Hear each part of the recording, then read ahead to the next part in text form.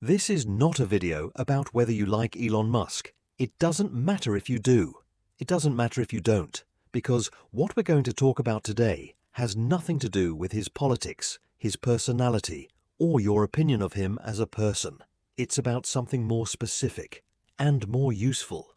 It's about the way he thinks about money, the psychological framework underneath the decisions, the beliefs about risk, value, time, and capital that produce outcomes most people consider impossible, and that most people will never adopt because they fundamentally misunderstand what money actually is. Because here's the thing about people who operate at that level. They are not just working harder. They are not just luckier. They are thinking about money in a way that is categorically different from how most people think about it. And that difference is psychological before it is financial. The first thing, he treats money as a tool, not a destination. Most people think about money as the goal. The number in the account is the thing they're working toward. Accumulation is the point. Musk has consistently demonstrated, through his actual behavior, not his words, that he views money as an instrument, a means of deploying resources toward outcomes he considers important.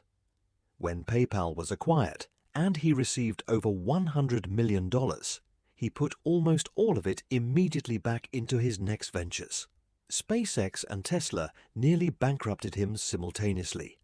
At one point in 2008, he was borrowing money from friends to pay rent while simultaneously funding two companies that most people considered certain to fail.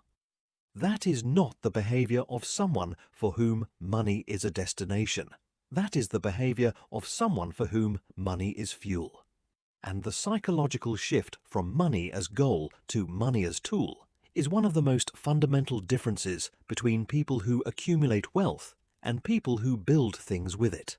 Most people are afraid to spend money because losing it feels like losing safety. Musk's framework treats undeployed capital as wasted potential. The money sitting still is money not working. And money not working is, in his framework, a kind of failure. The second thing, he has an unusual relationship with risk. Most people think of risk as something to be minimized. The goal of financial decision-making for most people is to protect what they have, to reduce exposure, to make sure the downside is manageable.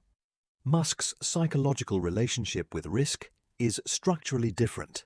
He has described his threshold for acceptable risk not as what is the probability of success, but as what is the probability that this is worth attempting. Those are different questions. The first asks whether you will win. The second asks whether trying has value independent of winning. When he founded SpaceX, he estimated the probability of success at roughly 10%. He proceeded anyway, not because he was reckless, but because he had calculated that the attempt itself had sufficient value that a 90% chance of failure was an acceptable price.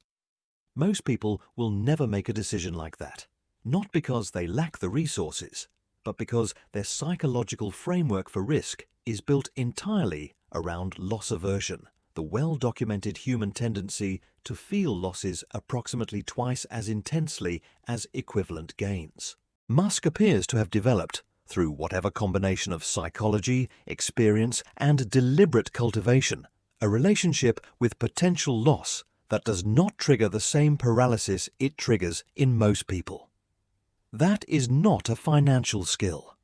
That is a psychological one. The third thing, he thinks in different time horizons than most people. Most financial thinking is short to medium term. What will this produce in the next quarter? What will this return in the next 5 years? What is the immediate opportunity cost of this decision? Musk's publicly stated frameworks consistently operate on decade and multi-decade timescales. The goal of making humanity multi-planetary is not a 10-year goal. The transition to sustainable energy is not a quarterly target. The decisions he makes are evaluated against outcomes that most people will never live to see. And this longer time horizon changes everything about the decisions that make sense within it. An investment that looks insane on a 5-year timeline can look obvious on a 50-year one. A risk that seems catastrophic in the short term can seem trivial against a sufficiently long horizon. A sacrifice that makes no sense for this quarter can make complete sense for this decade. Most people cannot think in those timescales, not because they lack intelligence, but because short-term thinking is the default setting of a nervous system designed for immediate survival. Overriding that default requires deliberate psychological work. The fourth thing, he has separated his identity from his net worth. This is perhaps the most psychologically sophisticated thing on this list, and the one most people will find hardest to believe, given how publicly associated his name is with his wealth. But look at the behavior. A person whose identity is fused with their net worth cannot put that net worth at serious risk. The threat to the money is a threat to the self, and the self-preservation instinct will prevent the risk every time. Musk has put his entire net worth at serious risk multiple times, has come close to losing everything multiple times, and has continued operating from a framework that treats the money as secondary to the mission. That is only possible if the identity is not located in the money. For most people, including most wealthy people, the money becomes so intertwined with the sense of self that protecting it becomes protecting the self.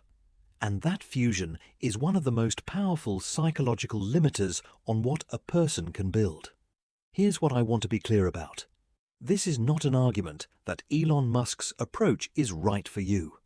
The scale at which he operates, the specific risks he takes, the particular missions he has chosen, none of that is transferable as a template. But the psychological principles underneath the behavior are: money as tool rather than destination, risk evaluated on its own terms rather than through pure loss aversion, time horizons that extend beyond the immediate and the comfortable, identity that exists independent of net worth. These are not billionaire principles. They are psychological frameworks, and they are available to anyone willing to do the work of examining and updating the beliefs about money that were installed long before they had any say in the matter.